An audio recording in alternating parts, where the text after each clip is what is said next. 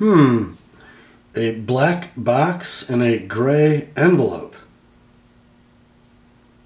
in front of the TheApostleP camera. What could this mean? It means something pretty cool, guys. I think you're going to want to stick around for this one. We're going to talk about the Triple Aught Design Production Dauntless Mark IV. Stick around. This is going to be interesting.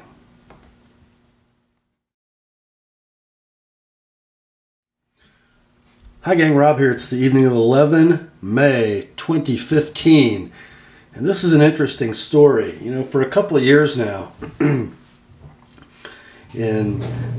looking at knives on the Cove on USN and for sale and for trade on Blade forums, I keep running into this name, the TAD Dauntless, Triple Aught Design Dauntless. And, you know, I've really not heard a lot about them or seen a lot of reviews. I see pictures though in these postings, and I always think, man, what a cool knife that is. And you know, they're kind of shadowy. You know, what are they exactly? Well, there's this company, it turns out, named Triple Aught Design, and I guess I would characterize them in my limited scope as sort of like the sharper image of the good old days in the tactical world. You know, they're a design company, they're a marketing company, and they sell really high quality, really cool stuff that they design that other people manufacture, and they sort of cater to the tactical operator community. And not your tactical operator of limited means either, by the way. And they have knives. Some of their knives are kind of trim packages on other people's knives, like Hinderer XM18s with the classic TAD 3 fuller design in the handle. And what we're going to talk about tonight, though, is the Dauntless, and not just any Dauntless, but the fourth iteration, the Mark IV of the production Dauntless. And it comes with this really cool stuff, this, you know, like wedding invitation quality envelope, this beautiful little backing card with this translucent, watermarked certificate of authenticity with the exploded view of the knife kind of inside the paper. Really cool.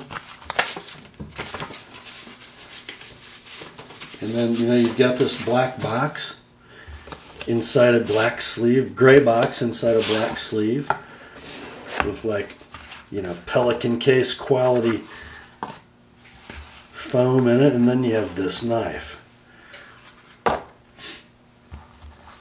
So the Dauntless is kind of Triple Aught Design's signature folder. And before the production versions were around, we had some customs done. Kirby Lambert did one, Todd Rexford did one, Recenti did one, maybe a few others that I neglect to mention. And then the production models. Now the customs ran like between $800 and $1,800 or some ridiculous figures like that.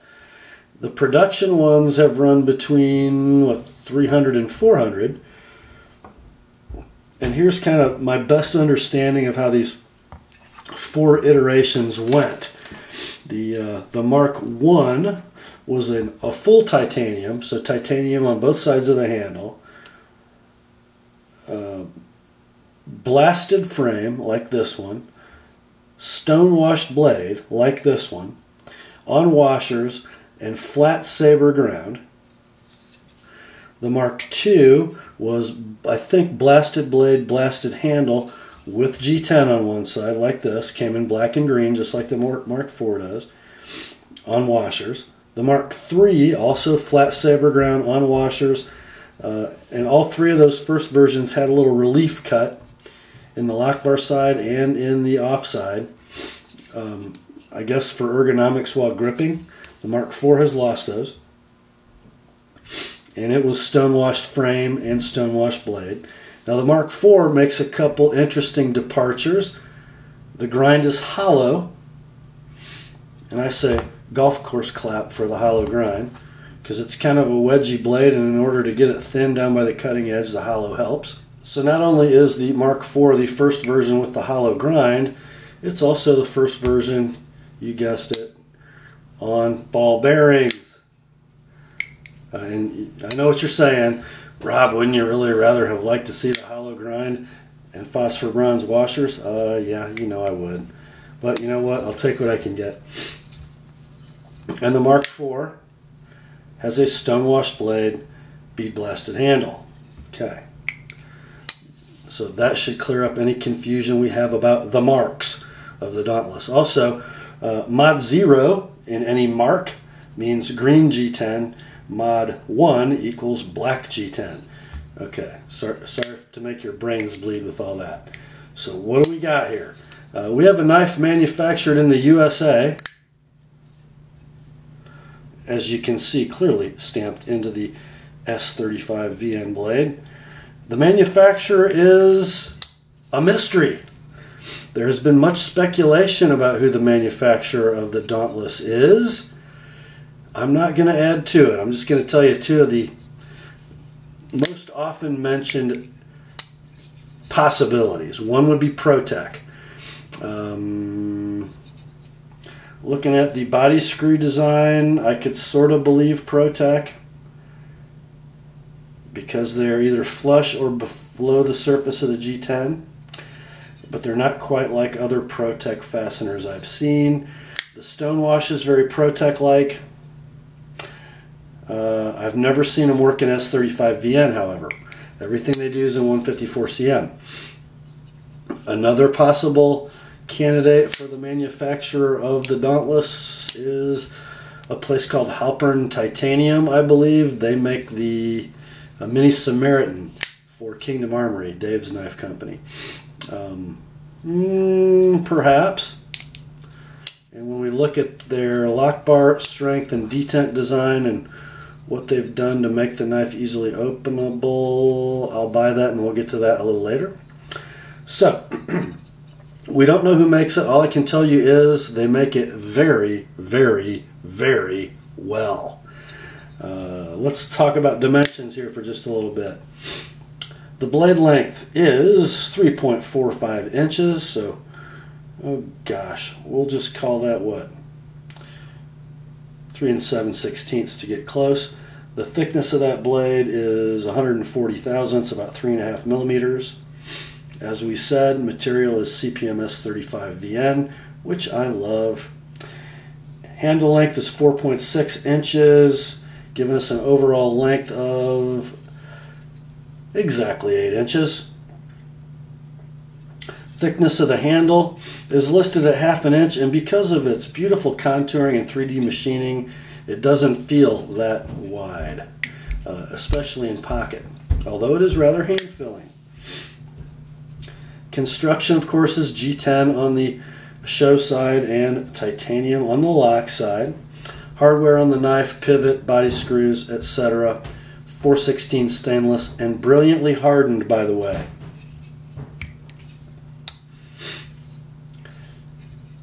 I'm going to tell you right off the bat, the construction of this knife is extremely solid and precise, and I'm going to show you some pictures right now to indicate that fact. Just keep your eyes on the quality of the machining, the design of the structure of the knife,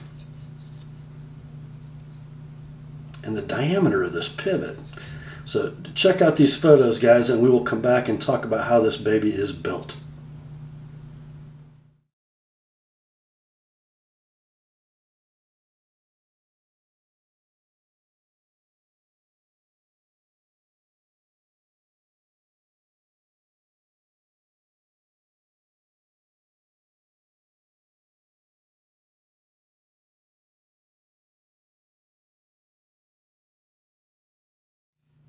Pretty impressive. I bet you guys paused that and restarted it a few times just to take close looks. And let's kind of work from the front of the knife to the back as we talk about what you just looked at. This pivot barrel, although it is not D-shaped and the head is not restrained by any geometry in the handle, the pivot is 1/4 inch, the barrel diameter, where the blade rides on it. And the female side fits so tightly into the titanium side of the handle that it just won't spin. Once it's home, it's almost like it's a taper fit into the handle. So when you turn this flathead screw to tighten down the pivot or adjust it, this female side is never going to turn. A very, very robust, precise, and secure pivot system. I love it. This knife I've been carrying around for 4 days in my pocket, using it, and I've opened it and closed it hundreds of times as I've been breaking it in and preparing for this review. This pivot has not moved one bit. Lockup and blade play are perfect. Blade play is nil in all directions. And guys, there's no Loctite on this pivot. It is a ball bearing pivot, so you assemble it fairly tight, but it's not quite as tight as it could be. Just very impressive pivot design. Now let's talk about locating apparatus for this frame. You know, what holds the sides of the knife in orientation end to end. So you've got this big 1/4 inch pivot that fits tightly in both sections of frame. You've got this blind hole shouldered locating stop pin, which is rather robust, wouldn't you say? Almost 3/16 of an inch. And then, although the back spacer serves no locating purpose, it just dictates spacing between the two handle sides. This lanyard pin is also shouldered and a precise locator. So 1, 2, 3 points of location, which means once this knife is together, it's not going anywhere. Your centering is really not ever going to change. It's going to kind of go together the same way every time you take it apart to service it and put it back together. Which on this particular knife is a bit of a frustration, and I'm not the only one. Take a look. Blade centering, not perfect. And there's really not a doggone thing we can do about it. And frankly, I think the blade is just ground on a slight curve. Whether that was distortion that happened during grinding, whether it's the lack of a straightening operation in the process, not quite sure. Sometimes it sort of looks a little closer than others, but it's off. And it's off to the lock bar side, which if centering is going to be off, that's where I'd like it to be off. Remember, the lock bar is always pushing the blade toward the show scale. So as things wear and break in, who knows, maybe it'll migrate over into the center just a little bit. But construction is very tight and very precise. Going back together after I serviced the knife, after sharpening, you know, I did have to take a very light nylon hammer and sort of tap the back end of the knife together before I screwed it together, make sure everything was sucked up tight against that back spacer and that lanyard pin. Isn't that a slick lanyard pin, by the way? Some paracord will just slide between that thing and the back spacer without drilling a big hole in the knife. You'll never have any interference with the blade because the back spacer would be between the lanyard and the blade. Just very cool. Very buttoned up, very well thought out.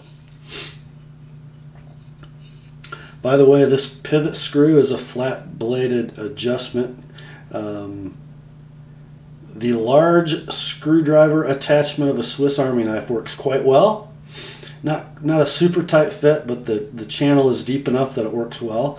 And I'll say this also, this 4/16 stainless hardware, very well hardened. I did actually slip out of the slot once, and you can't see any marring of the corners of that groove or on the satin finish of that screw head. It's just the Swiss Army knife bit did no damage at all. So bravo, whoever makes this knife. Check out the lock bar.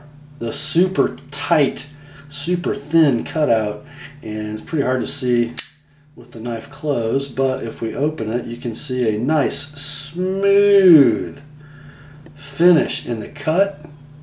Many knives don't get that right. And by the way, the price point, while we're talking about how good this thing is, $355 these retailed for. They're all sold out now. Very limited number, not serialized. We're not quite sure how many TAD had made. Let's talk about some issues that I had concerns about from watching other people's videos of earlier versions of the Dauntless. I heard a lot of talk about how weak the clip was, how it was real twangy, it didn't retain in pocket very well. I don't know if they've made a change on the Mark IV, but this clip is not weak, not at all. Excellent retention, but still one hand insertable into the pocket in most pants. It is a button head screw attachment, and the screws are not flush, but there is enough height in that fold over clip that I have not had a problem inserting or removing from any slacks or jeans with those screw heads getting in the way. I think it's a great clip for what it is. No issues whatsoever. And the stainless steel clip, the blasted finish, matches the titanium superbly. No issues at all. Another common complaint I heard about these was weak detents on the earlier marks and weak lock bar tension. Absolutely not the case with my Mark IV. I find the lock bar tension to be nearly Sebenza-like, which would make sense. Look at the length from relief cut to the front of the lock bar. It's what, 2/3 to 3/4 of the length of the handle, which gives you nice linear tension, even if you create a lot of lock bar tension. So with the lock bar and the detent ball engaging the blade, even on ball bearings, it's not a super free dropping knife because there's so much lock bar tension. I don't care. I really like that.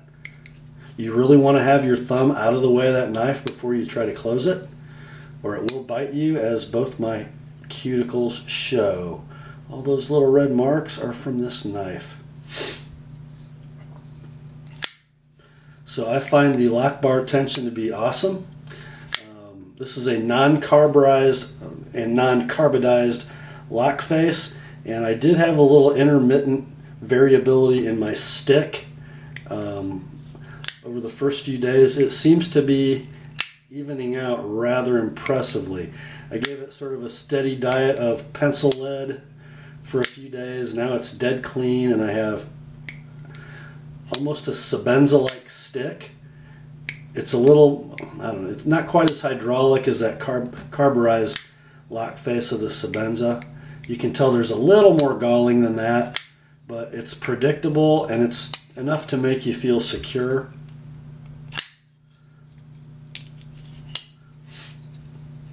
I really find no issues in the lock bar and the lock up, which seems to be running, by the way, the lock up around 40%, depending on how quickly, briskly you open it with how much force. But even if you open it really gingerly and it locks up kind of short, you can't really push the lock bar over, which is cool. That's a disconcerting feeling when you grip the knife and you feel the lock bar move. Don't have any of that here. So all good. The one thing in the action portion of the knife that won't bother me as much because I'm left-handed, but might bother some of you right-handers, is if you go to sweep the knife open, maybe it's breaking in a little bit, but when I first got it, the detent was pretty firm and I really couldn't sweep the knife open easily with the right hand. I guess the corner of my hole is wearing a little bit, breaking in, so now it's not that big a deal, but it almost needed like a mini Samaritan move where you pinch the knife between your thumb and forefinger, trying not to press on the lock bar as you're opening it. But now that seems to be smoothing out. Left-handed, the knife is just awesome no matter how you do it. Very cool. There's one point I want to make while you see me manipulating the knife about smoothness. See, I don't generally find ball bearings to be as smooth as phosphor bronze washers. I can feel each one of those balls turning and moving in my thumb as I'm deploying the knife or closing the knife. I don't necessarily love it. It's okay though. If I were going to change anything about that knife, that'd be one of the things I'd change. Let's talk now about ergonomics. And because of the knife's shape, it's very pocketable. In the saber grip, this beautifully contoured handle is very comfortable. The jimping on the spine of the knife is very good. It's a great index point. It grabs the thumb firmly. It is just a little uncomfortable. Not because the jimping's too sharp, but because of this raised area in the spine. This corner, you feel it. And then if you come forward on the knife using this choil, you really feel this. Generally, you're not going to be, making high pressure cuts from that forward position, but I would have probably removed this last peak and made this a more gentle curve. Maybe pulled the thumb stud back just a little, probably. Yeah, probably so. It kind of looks cool, and it says, look, I'm jimped.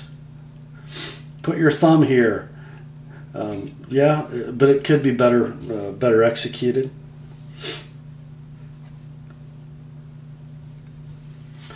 So the saber grip, pretty good. If you're not a wuss, that jimping won't bother you. You come forward into the forward choil grip, pretty good.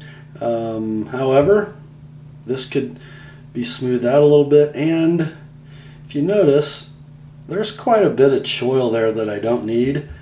And this knife loses over ½ an inch of its blade length to this forward choil. I would have probably brought that cutting edge back another 1/8 of an inch or so, giving myself more cutting edge, a little bit tighter finger choil.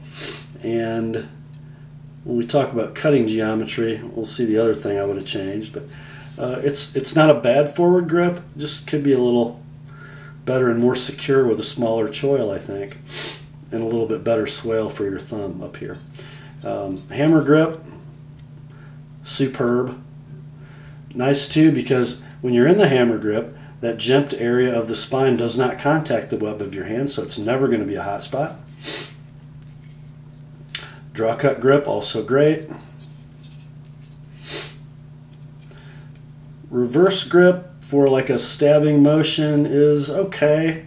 The end is a little pointy for wrapping the thumb, and the handle's a little short for laying it against this jimped G10 backspacer.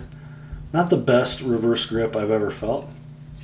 All in all, pretty doggone good ergos though. Where's the balance point of this knife? Well, it is perfect, right in the middle of the finger groove.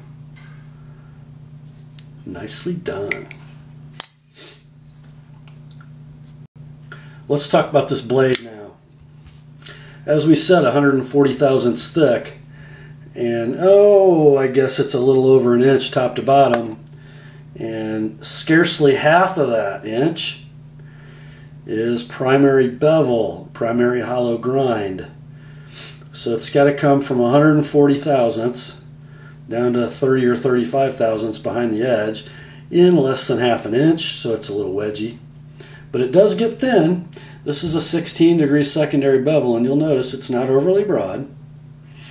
Is the knife going to be a great slicer in media that doesn't give a lot with these shoulders that come up so abruptly? Probably not.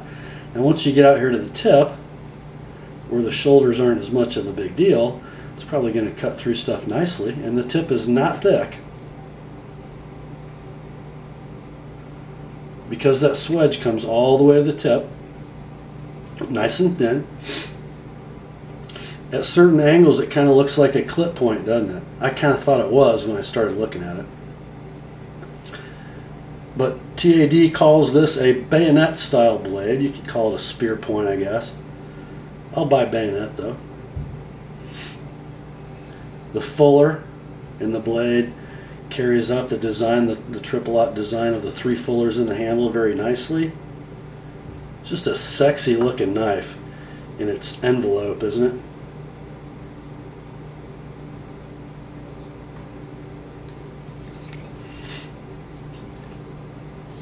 But I would probably, if I were going to redesign this knife, I'd bring that thumb stud back just a bit.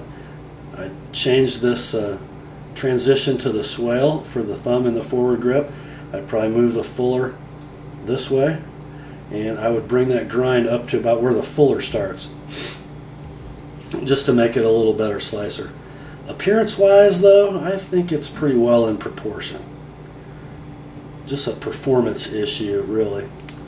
You know, nothing important, just a performance issue. Ha!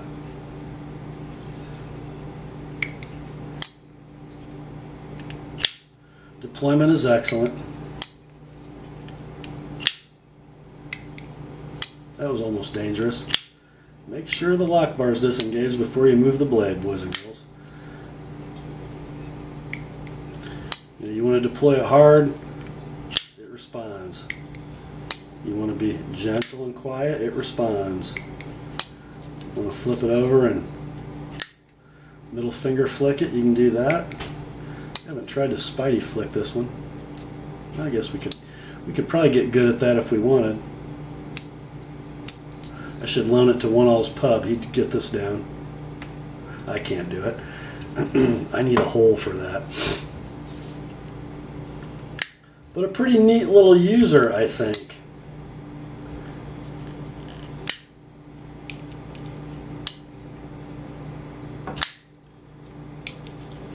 I like the way that's smoothing out for the right hand.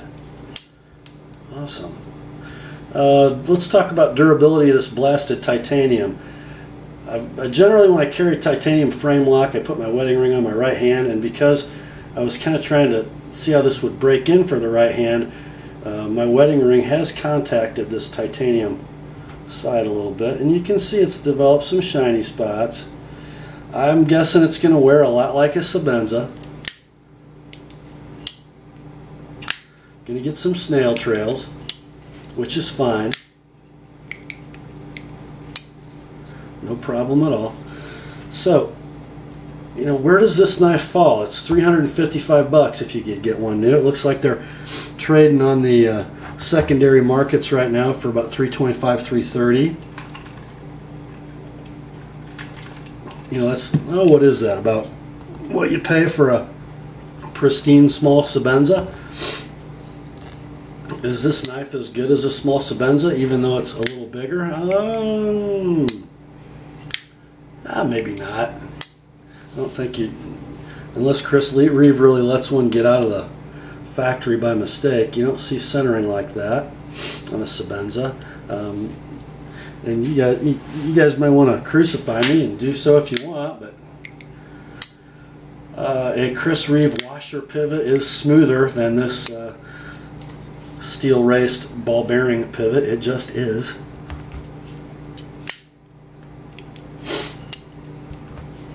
You know, which knife's going to be around 50 years from now? I would probably put my money on the Sebenza.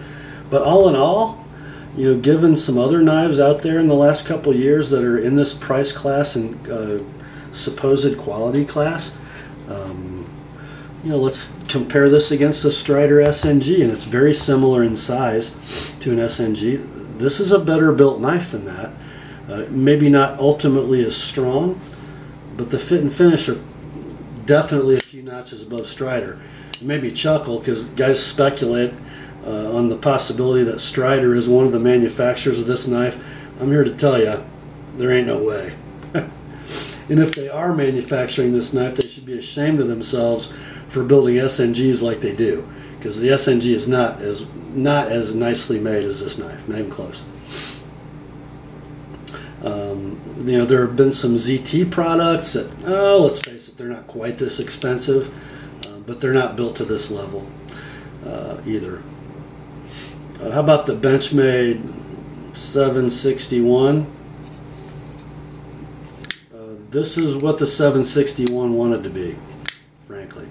Almost exactly the same price. Yeah, I know, it's got titanium on both sides and M390 blade. Okay. I would much rather have this. And I'm left-handed, and I still wanted this knife, and it's not lefty carryable. You know, somehow with a deep carry clip, that doesn't bother me as much. And this isn't a knife I'm going to probably, you know, use to defend my life. It's not going to kill me to take it out of the pocket and turn it. And it rides well in either pocket, so it doesn't much matter. Carries better for a lefty than a Hinder or XM18 does.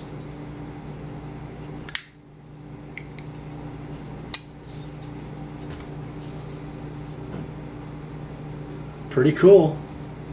This one was not on my list of purchases this year. I just happened to notice this one for sale on the Cove, and it was sort of in the color I wanted. You know, I had really, you know, kind of wanted one of these Mark IVs with that hollow grind. And I thought, what the heck. So I got it. Sharpened it up. Kind of liking it. If this looks like it might be you, and you can find one, I'm pretty sure you can, on the forums, go ahead and grab it. I don't think you're going to be disappointed. Good job, Triple Aught Design, and whoever makes these, because they are doing you well, my friends. Oh, by the way, it's always good to see if it'll cut. I'm back to phone book paper, so I'm almost out of Natchez Shooter Supply catalogs. I don't know how that can be, but let's see.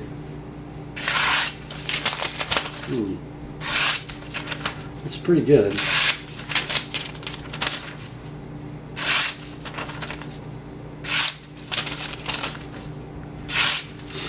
This S35, and a couple of you guys will know what I mean when I say this, but this particular S35VN blade, when I run my fingertips down that cutting edge, it feels like 154 cm. It's nicely done. I mean, really nicely done. It was like there was a razor sharp edge in there just waiting to come out, and boy did it. You know, like I said, not going to be an optimal slicer, but at least it has a sharp edge. That's all for this one. Grace to you and peace, my friends, from God our Father and the Lord Jesus Christ. And remember, the Word is sharp.